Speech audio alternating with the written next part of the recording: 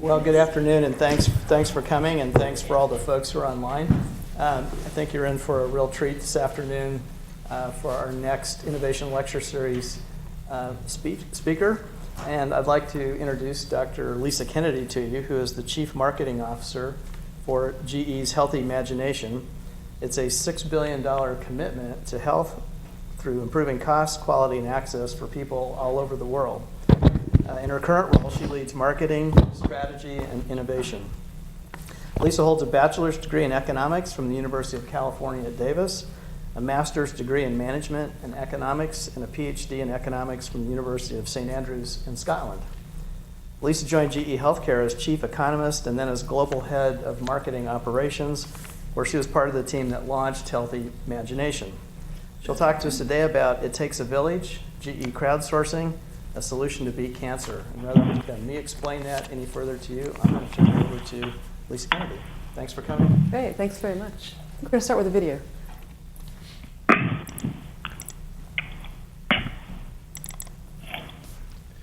Please put your phones on mute.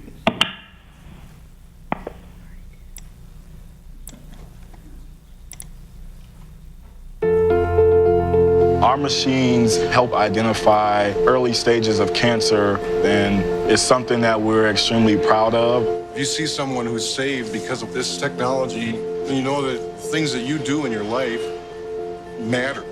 If I did have an opportunity to meet a cancer survivor, I'm sure I could take something positive away from that. My name is Jocelyn, and I'm a cancer survivor. I had cancer. I have no evidence of disease now. I would love to meet the people that made the machines. I had such an amazing group of doctors and nurses. It would just make such a complete picture of why I'm sitting here today.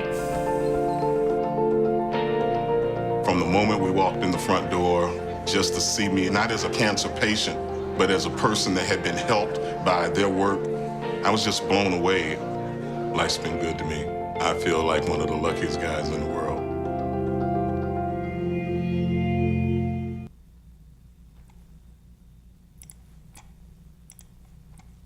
I have to say, I've seen that video, I think now about 30 times, and it always runs shivers down my back for some reason. But the point of it is, it does actually take a village. I think to start, to ask you guys a question, what do you think are the two most successful animals on Earth? Have you guys got any idea? You want to take any guesses? Depends on how you measure success. Oh, yeah. From an evolutionary biology perspective, man's one of them, for sure. Cockroach is not the cockroach, happily. Ants. It's ants, absolutely. Why do you think it's ants? They work well together. Yeah, exactly it. They work really well together. They cooperate. They're one of the two creatures in social evolution. I mean, they're very different from us. They're small. We have 2 legs. They have 6. But that's the thing we have in common. I think this was put most eloquently by an evolutionary biologist, E.O. Wilson, in his book recently published. And he says the key to the origin of the human condition is not to be found in our species exclusively. It is because the story did not start and end with humanity. It comprises 2 phenomena connected by cause and effect. The first phenomena is that animals of the land environment are dominated by species with the most complex social systems. The second thing he says is this phenomenon is that these species have evolved only rarely in evolution. So this is really rare. Cooperation, being able to work together, is really very rare. And I think actually over the next couple centuries, we're just really scratching the surface on this evolution. But I think what we can take away from this is every time we cooperate, every time we crowdsource, every time we crowdfund, we're evolving. Now today what I tell you about in this talk is really how all the things that are happening in health. So what's disrupting healthcare right now, so the innovations disrupting healthcare. I'll also be telling you about why today more than ever before in history is a time to be an entrepreneur or somebody with an idea. All the tools, the democratization of innovation, all the technologies and how the ease of access to those technologies, the drop in cost of those technologies, and then really how we can take all of these tools to solve really big problems like cancer.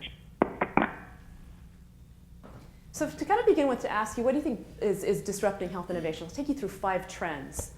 The first one is big data and AI. So you can see this is something that was reported back in March. IBM's Watson computer is MSK's newest staffer. Now, you may actually think that Domino's Pizza knows more about you than your PCP. But over the next few years, big data will come into its own. Your doctor will know, across your whole life, our data will no longer be limited to the four walls in which we seek care. And so big data will be coming together, and then we'll actually be putting supercomputers on it. So things like Watson will actually get very, very insightful wisdom about you that allows your doctor to really tailor your individual care in a way that's never been possible today. And if you actually look, all these data are actually existing today. It's in black and white, so we just can't get to them. And so there is a lot of data. It's a matter of bringing it together and getting these supercomputers on top of it. Now, I think what's really interesting is in the future, most of us will have we hope, most of us will have our human genome decoded. And so there'll be millions of data points. And this actually will point to a new era whereby the next generation of diagnostics won't be hardware, but they'll be dominated by software. So algorithms that go into your data and really analyze it in detail. The next disruptive innovation in health is what I call mobility in everything. So health is going on the road. This is really blurring the lines between home and hospital. The first example you see on the right is the V-scan. That's a portable ultrasound the size of a mobile phone with the power to see all kinds of things in the body.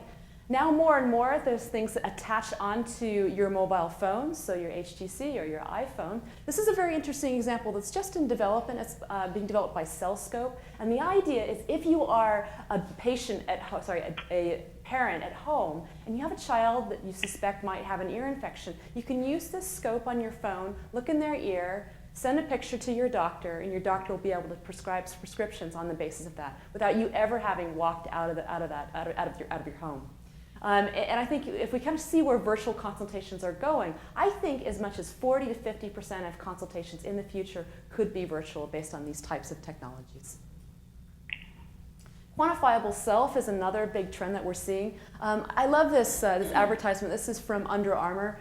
It says, "How good are you? Just ask the shirt." This is a shirt that measures all kinds of things. So it measures your heart rate, your breathing rate. It measures your body positioning. So it has a body positioning interface. And it also looks at G-force and your horsepower, so how fast you're going. So all kinds of things. There are 150 different devices today that you can wear that are available to buy that measure all kinds of things, from sleep to your blood pressure to your heart rate to your weight, all kinds of interesting, to your stress level.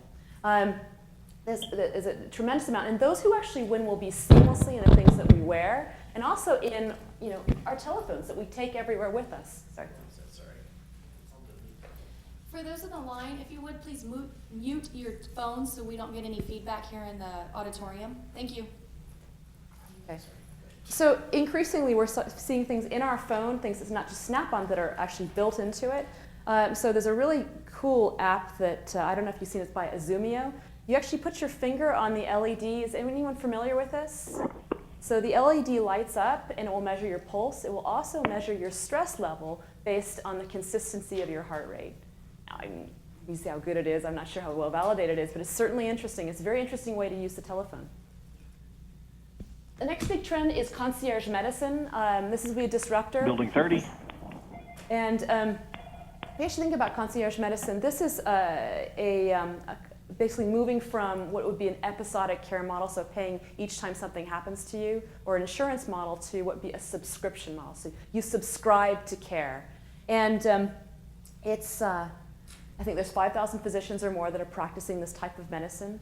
It is something where there's 47 million venture capitalists actually 47 from venture capital in this fund alone.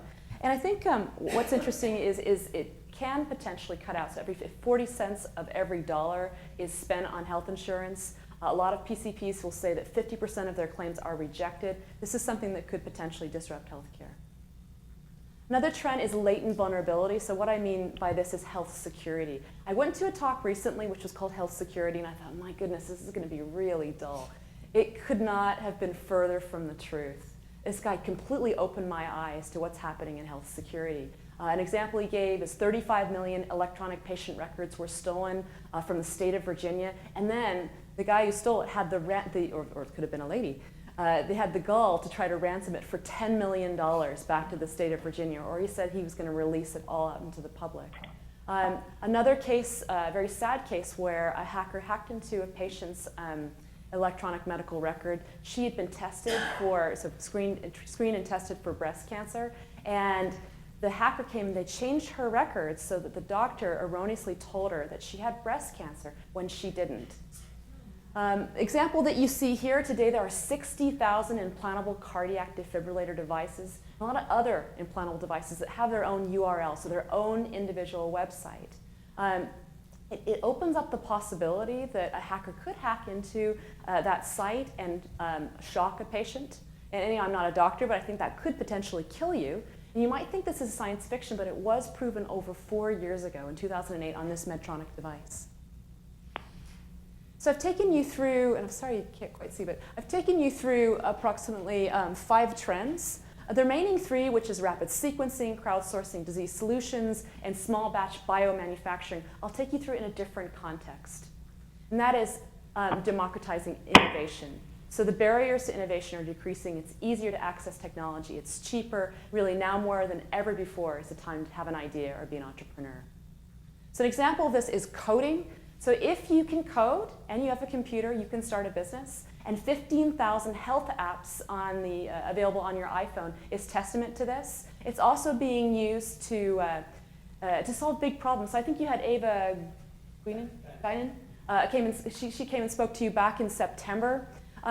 This is an example of some of the great work that they've done. They put together Harvard University and the University of London had an algorithm genomics challenge in immunotics. They put $6,000, so only $6,000 up in part of this challenge. In that, they got 122 programmers who gave 644 submissions. And in 2 weeks, just 2 weeks, they had 9 distinct approaches.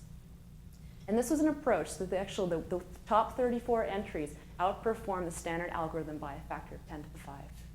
I recently spoke to a very talented gentleman, a program director at the National Institute of Health, David Hale, and they've actually reorganized their entire drug database. And what he did is he went to America's Hackers, it's a conference apparently, and he got some really talented coders.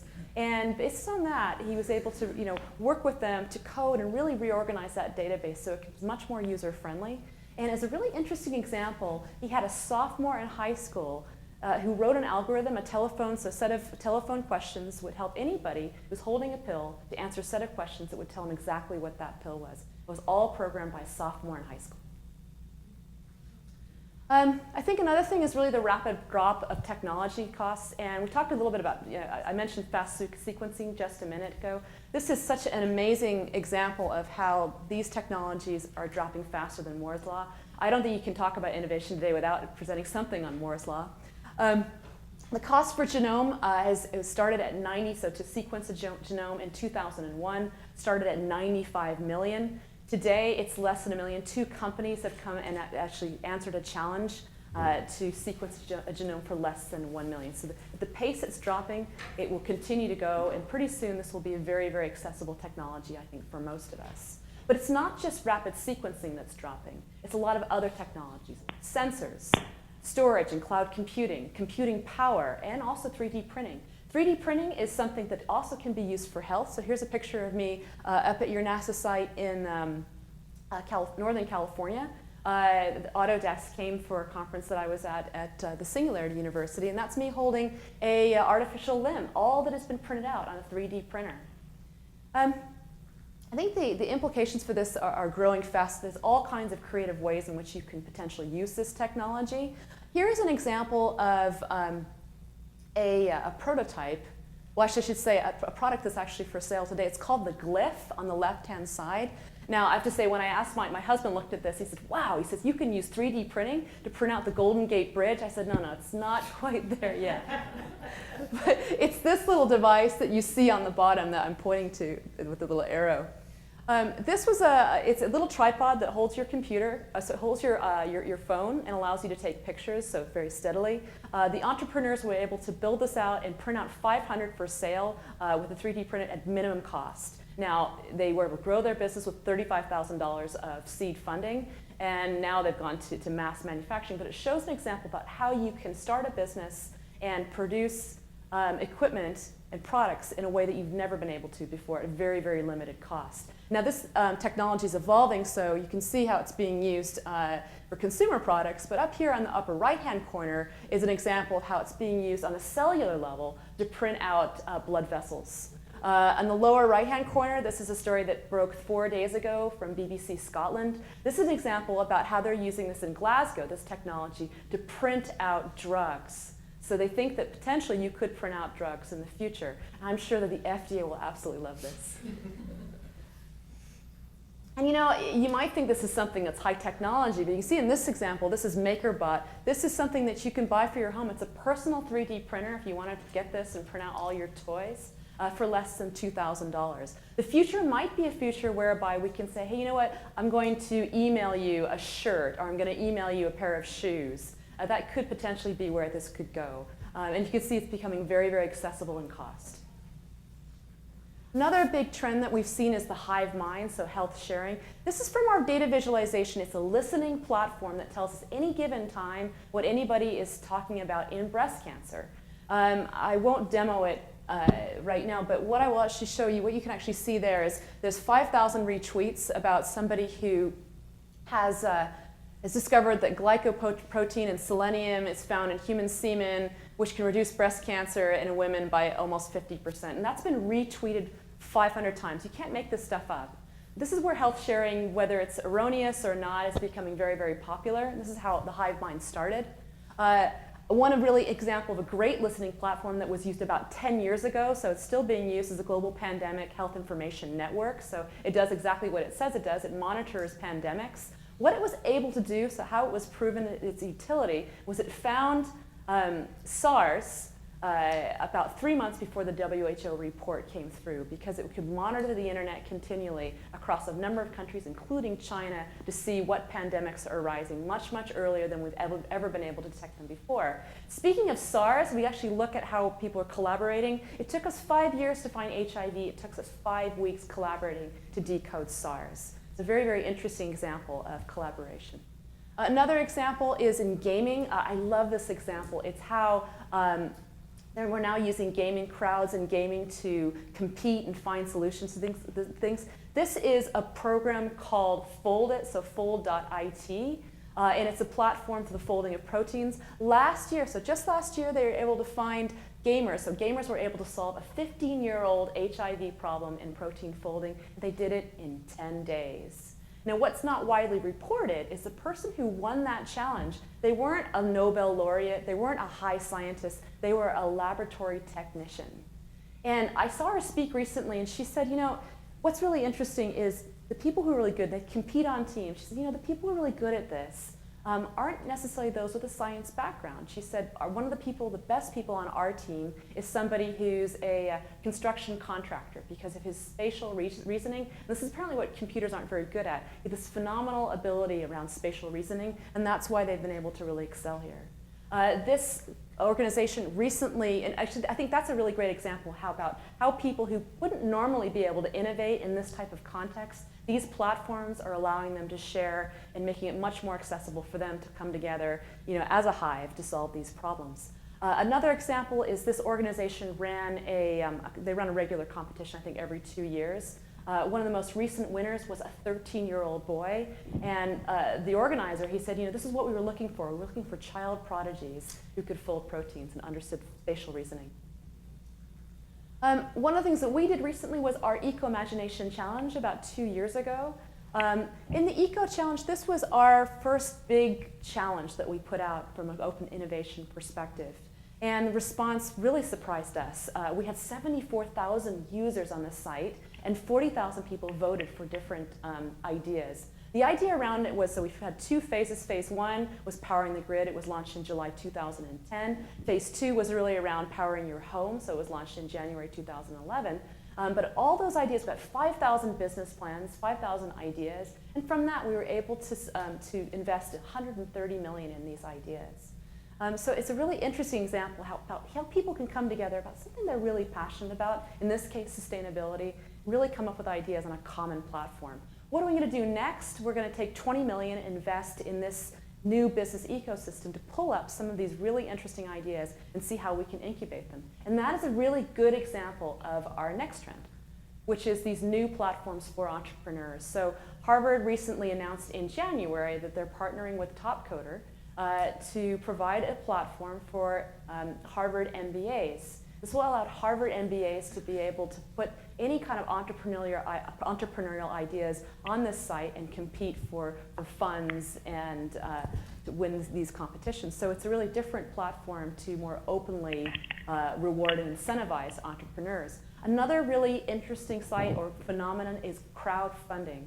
So you see Kickstarter, which was started in 2008.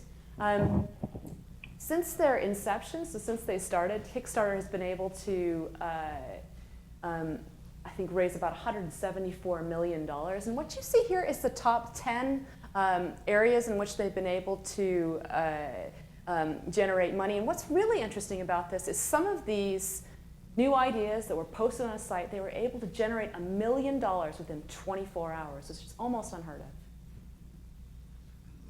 So what we can see across these trends is really this idea of democratizing innovation. It's much more accessible to just anyone. These barriers have really dropped. It's really an unprecedented era for the entrepreneur and those who have ideas. It's a really great time if you have an idea and you want to develop it. And this is because of a number of things. Availability of information and learning. So it's really no longer the domain of the elite. If you can connect to the internet, you can learn how to do something with YouTube. Another is these incentives to invent, so these new platforms that I just spoke about. Common platforms and mobility. So really the iPad and the iPhone and other platforms like it are starting to really allow us to collaborate better and innovate better. Coding, so I mentioned on coding that if you have a computer, if you can code, you can do all kinds of things provided you can access data. The ease of accessing new technology, so it's cheaper, it's easier to get, it's easier to buy. And these are the examples that I gave around 3D printing, supercomputing, sensors. So all technology costs are dropping. The hive mind, which is a key trend I think that we're seeing as well, a very interesting tool, crowdsourcing, crowdfunding. This is how we're evolving as across humanity and evolutionary biology. It's really making us much stronger in our ability to solve problems and really innovate much faster to really accelerate our innovation. And really this idea, which I call the self-made man or self-made woman. I've spent a lot of time outside the US and I've very frequently heard people say, you know what, Birmingham is going to be the new Silicon Valley of England, or Lyon is going to be the new Silicon Valley of France. And you bring a lot of money and a lot of materials, but really what's very different in the US is the people. Something about growing up in the US and the culture, being exposed to the culture, really changes us as innovators. So what you really want to do is take the people from Silicon Valley and move them to Birmingham. So if you take all these tools, the question really is, with all these fantastic tools today, how can we use these to solve really big problems like cancer? How can we openly innovate around cancer?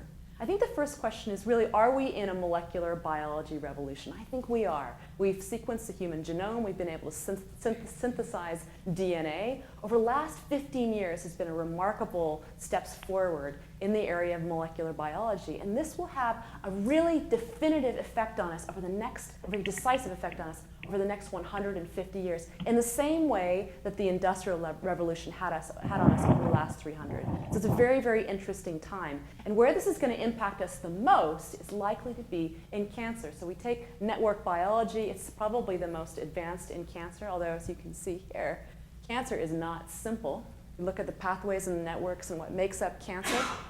But what we can see is cancer is really undergoing a renaissance. I believe that we will learn more in the next 5 years in cancer than we've learned over the last 100. I really believe that we're going to eclipse our past knowledge from the last century. So it's a really exciting time for cancer right now. And this is why we decided to really commit to cancer, and we recognized that it was at a tipping point, a very exciting time. And all the work that we do in mammography, in positron emission tomography, CT, MRI.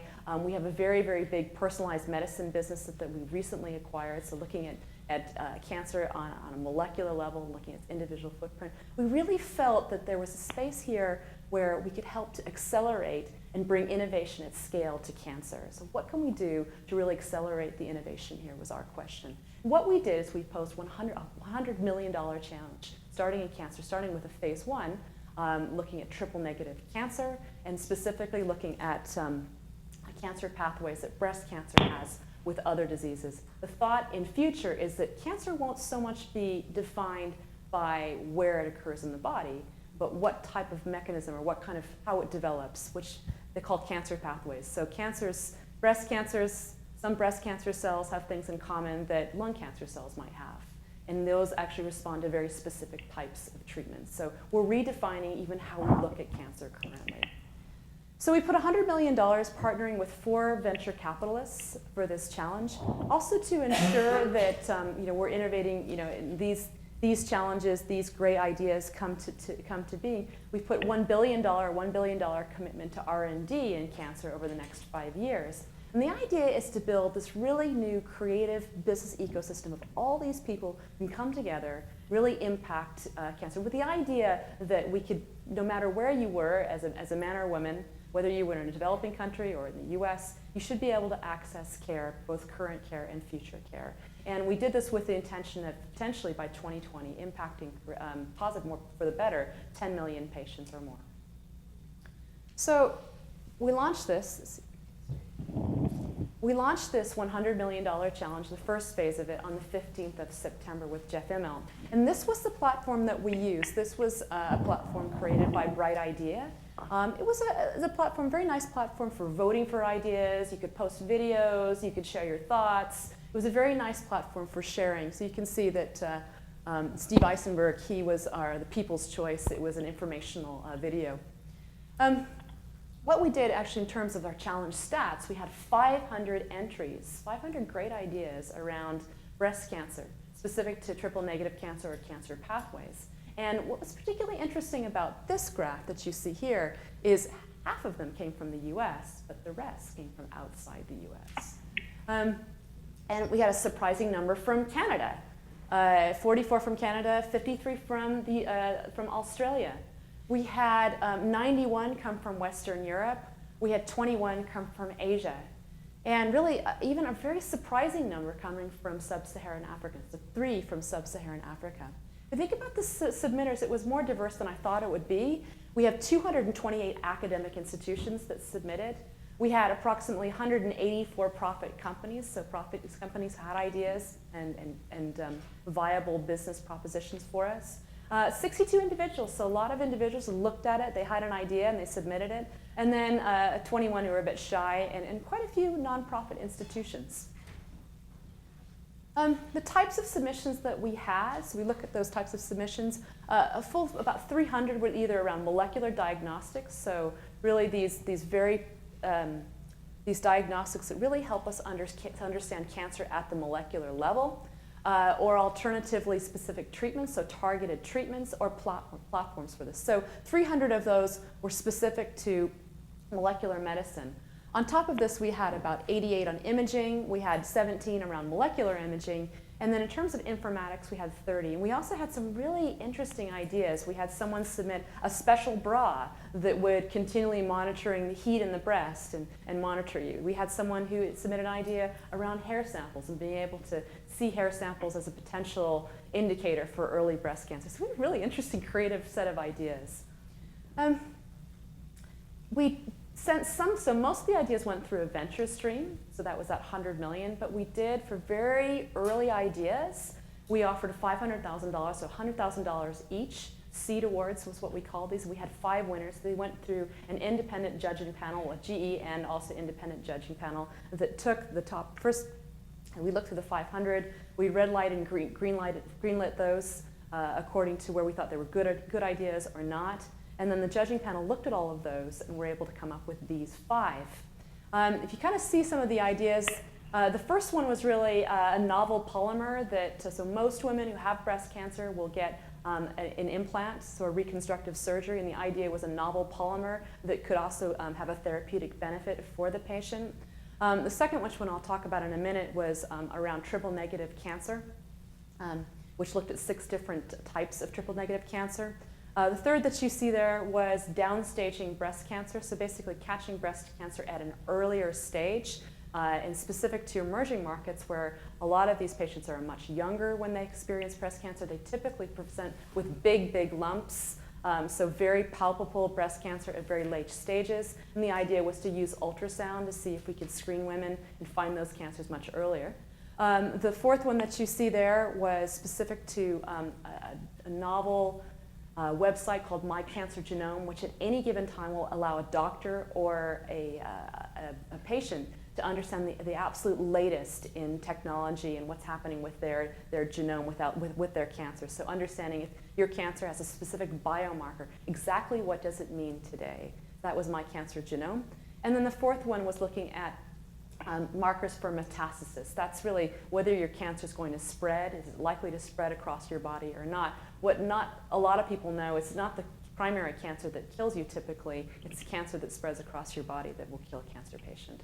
And so this is an idea that if you saw this, you'd have a much more aggressive therapy if you felt that they had the biomarkers for cancer spread. This is Dr. Pietenpol. She had a very interesting submission, the 6 different types of triple-negative cancer. Triple-negative, as she'll tell you in a video we're going to show in a minute, is not defined by what it is, but what it's not. This is something that occurs to 30,000 women in the US alone. It's something that doesn't respond to hormonal therapy or to things like Herceptin, so no targeted treatment. It's something that disproportionately affects people of color. And really, if you think about the entire treatment is chemotherapy-based, so the treatment has really been lost in the last decade. So we felt this was an incredible unmet need. Now we'll show you the video of Dr. Pietenpol.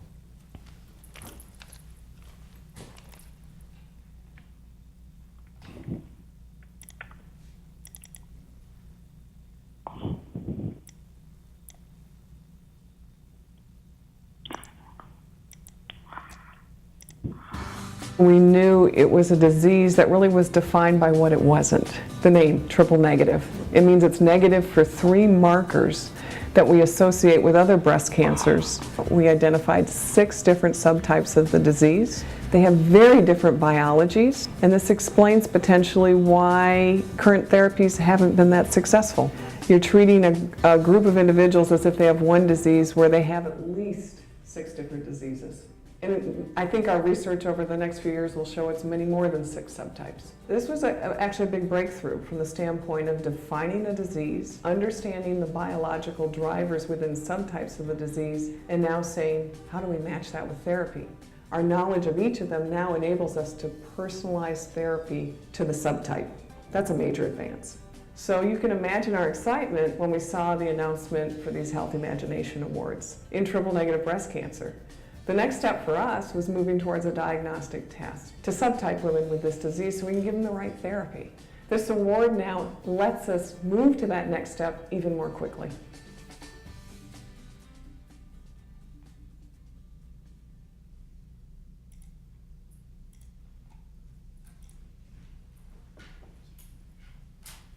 I think actually what that captures is in open innovation in health, people really feel like they're part of something that's much bigger. So it's not just this passion for ideas, solving problems, it's that too, or making money.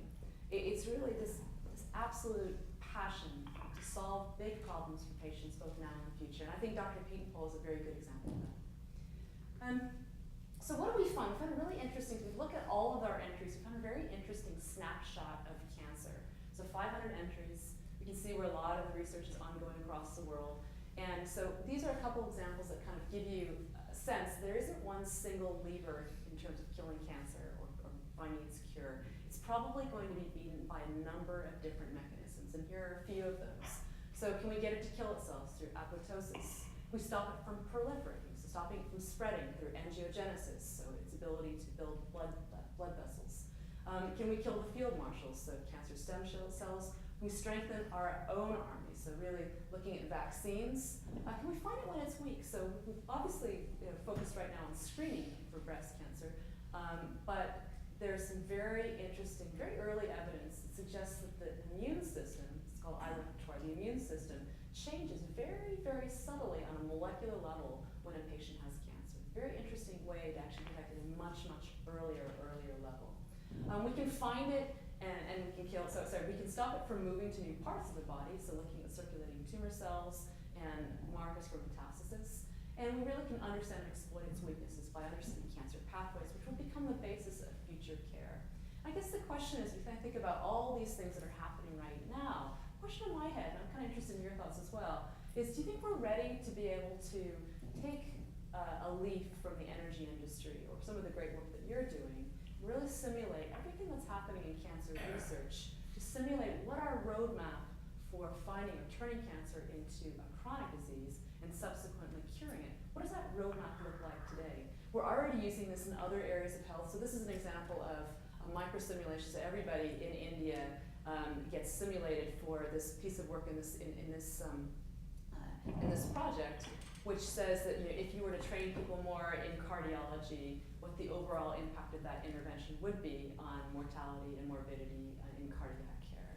So I guess that question is are we ready? Do we have enough information to be able to simulate what our direction really should be to focus on to really break cancer? I think what's really interesting, or one big kind of learning from us, one big challenge is really how do we take these ideas, how do we compress the time from discovery? So we know that cancer is really undergoing this renaissance, but it's really a lot of ideas now. How do we compress that time from idea discovery to getting it to patients, to patient touch effectively? So one of the big challenges we see is with a lot of ideas, and the question is could it work in theory? So it is an idea, and their challenge is finding grants to be able to prove this out. So is there a Kickstarter or some type of crowdfunding? People are really passionate. Just give that starter funding to get these products, these ideas off the ground and prove of concept. The next big challenge after proof of concept, so we're trying to figure out, does it work in vitro or preclinically? A big question that an angel or a small investor asks is, will someone pay for it? And unfortunately right now, for a lot of targeted treatments and targeted diagnostics, what we find is that the policy probably needs to change because it's taking anywhere between 6 to 8 years to get those products uniformly paid for by payers. And so it's a combination of policy, but it's also a combination of really helping these guys with great ideas. So researchers, academicians, academicians, being able to help them build that, so take that technology and turn it into a really great business plan. So is there a role for an accelerator or an incubator here to really foster that thinking and make this as attractive as it can be for angel investors, researchers, and potentially venture capitalists and drug companies? Once it becomes something that goes into women, it takes us on average about 7 years. And there are ways to compress that time. A lot of modeling has been done around this, but still taking too long to get these products approved. In fact, it's taking longer and longer to get products approved. It should go the other way. We should be able to develop these products much, much faster in clinical development. And then the question is, once that product's there, we know there's no one single lever, or we hope there is, but right now there's no one single lever for cancer. So cancer, the cornerstone of cancer is combination treatment. So you saw all these different ways in which you can kill a cancer. I showed that for a reason. So you can see that really cancer therapy comes into its own, it's in combination. Then you're looking another 6 or 7 years before you can prove out how all these treatments work in combination. So, what can we do to accelerate this puzzle from what could be 2025 before these ideas get into patients? I'm interested, I don't know if you guys have any ideas you want to share now or later, but it is a very, very interesting space. So I think what's interesting, where we see cancer is very similar to a lot of diseases in the past. And I always think this is a very interesting set of diagrams. It shows measles, tuberculosis, typhoid, scarlet fever, the really big killers of until the last century. And what you can see is that it was really when they got information and understood how these infectious diseases were spread, that was the key where you saw the incidence of these diseases dropping well before either the vaccination or the treatment came into effect.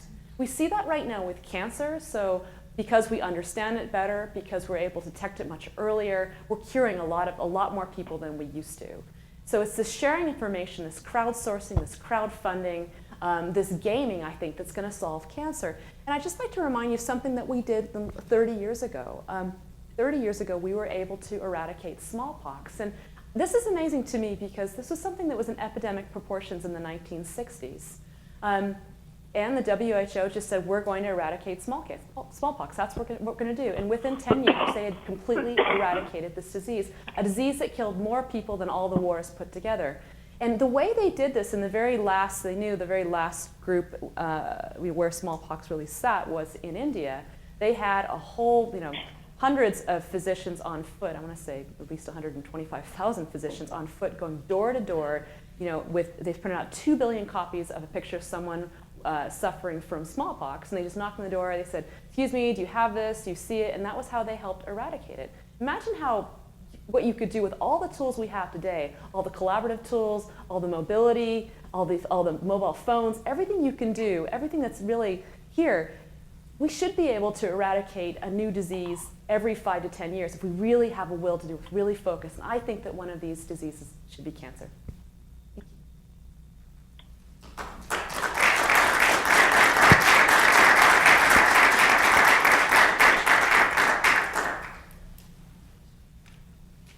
Questions? Comments?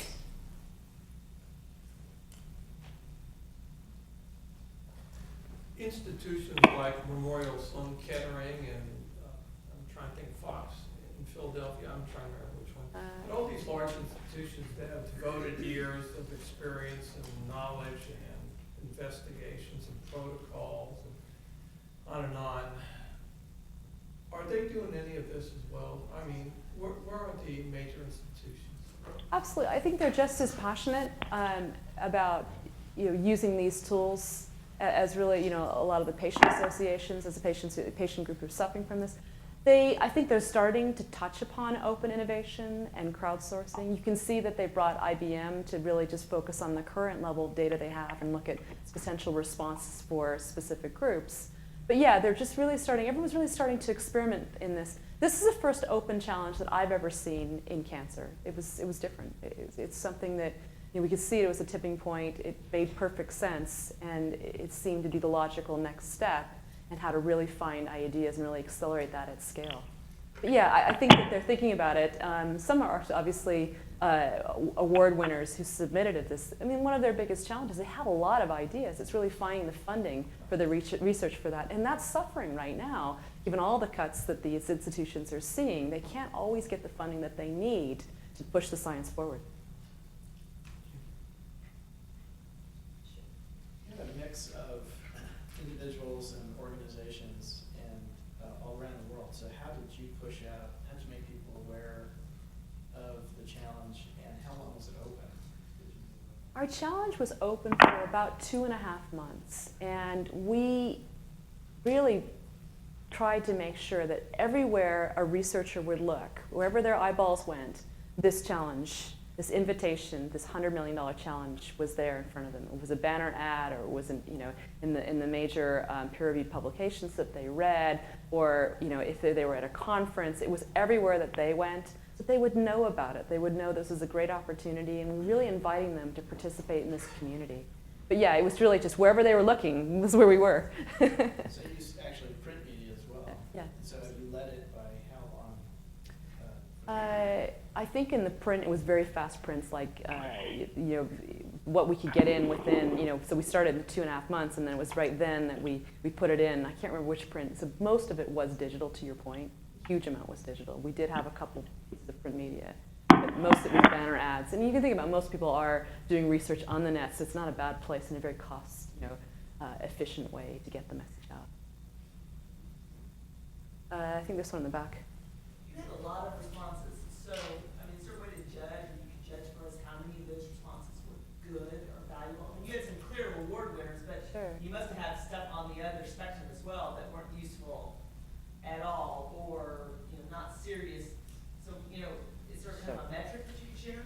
Yeah, sure. So it took me 2 days. I read through every single submission. It took a really long time. And I'm an economist. I'm not a molecular biologist.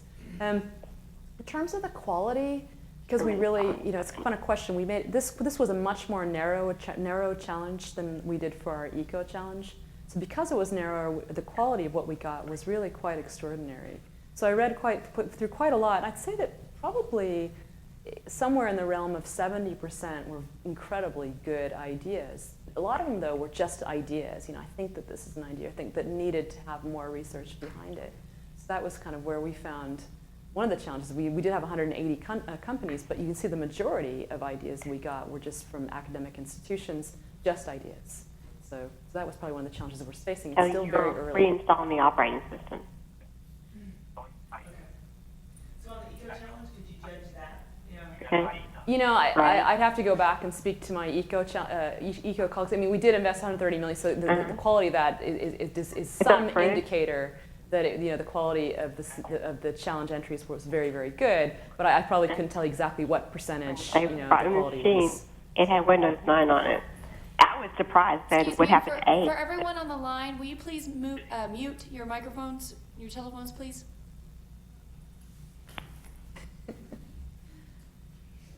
So yeah, it's difficult to judge on eco because I wasn't personally involved in eco, but we did get some really interesting ideas and investments out of that.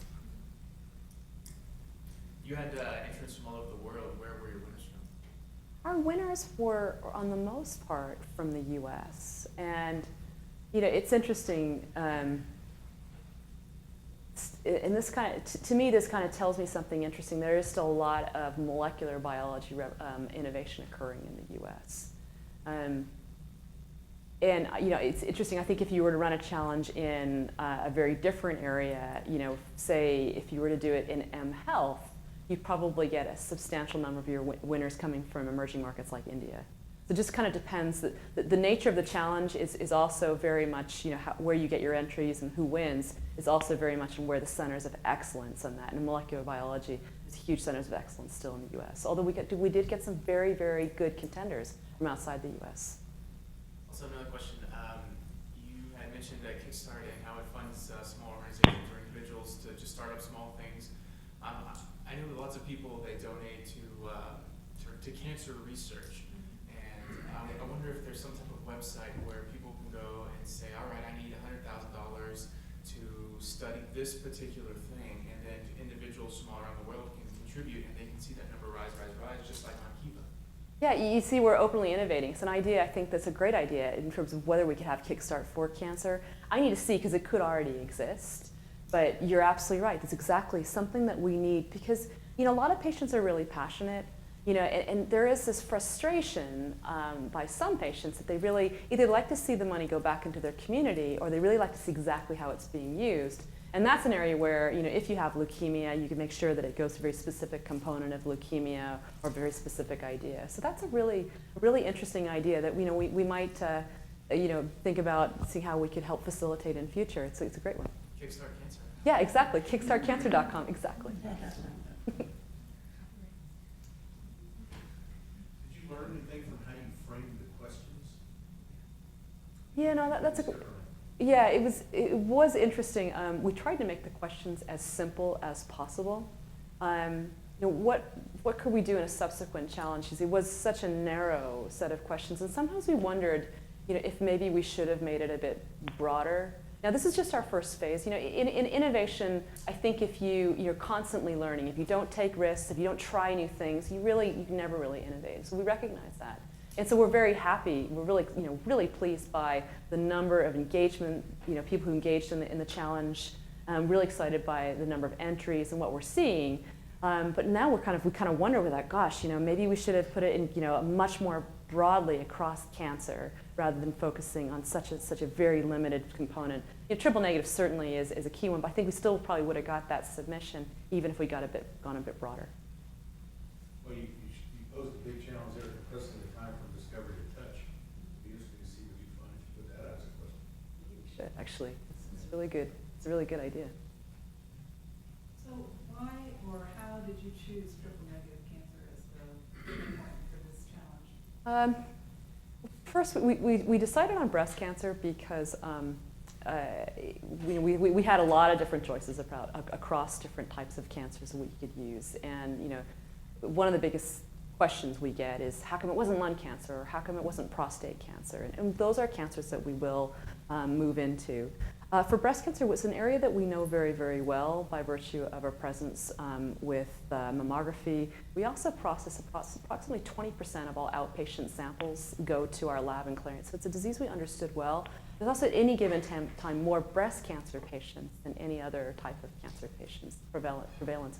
So there's a lot of living breast cancer patients. So we thought it was an area that we could potentially impact. And then we looked at that. In some areas of breast cancer, I'm not going to say there's a cure, But there are, basically triple negative was the one place where, really we felt that the treatment had been left in the last century. And that was where it was the place with the biggest unmet needs. That's why we chose it. So you could make the biggest leap forward. Exactly. So it's very aggressive cancer. It's one that occurs in younger patients. It's one that typically occurs outside the U.S. a lot more than inside the U.S. Breast cancer, I'm not an epidemiologist, but you have triple negative breast cancer, average rise is 47, and then you have a kind of hormonally receptive type of cancer that average age is probably around the 60s, 61, 62.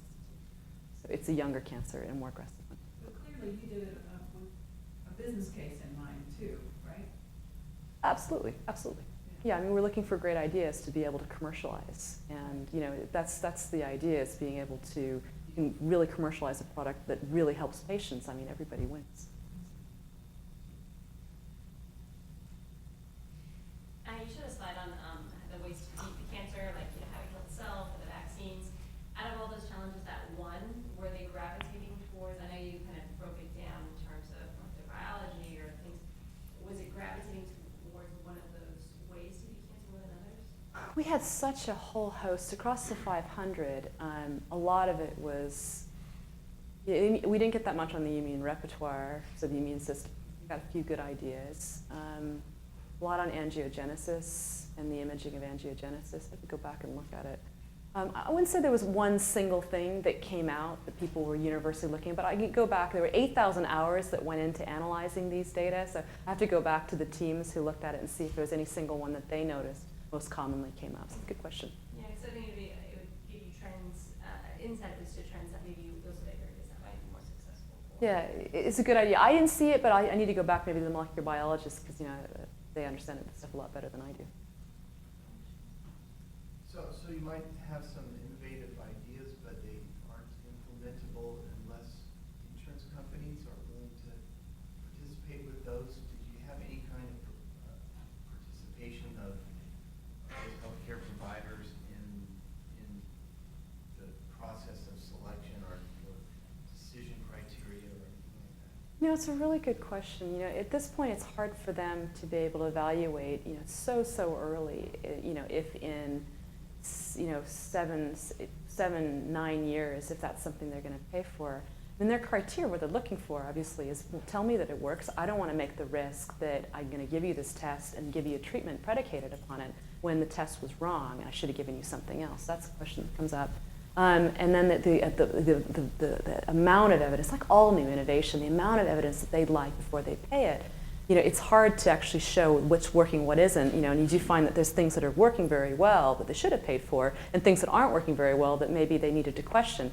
That's not clear until they get more data. But what it does, it means it slows down the pace of the innovation, and it slows down, what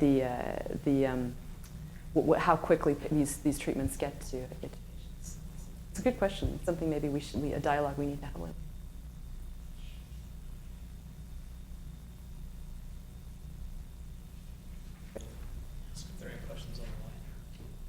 Oh yes, are there any questions on the line?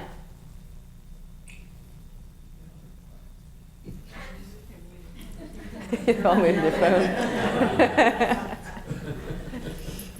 Any other questions in here?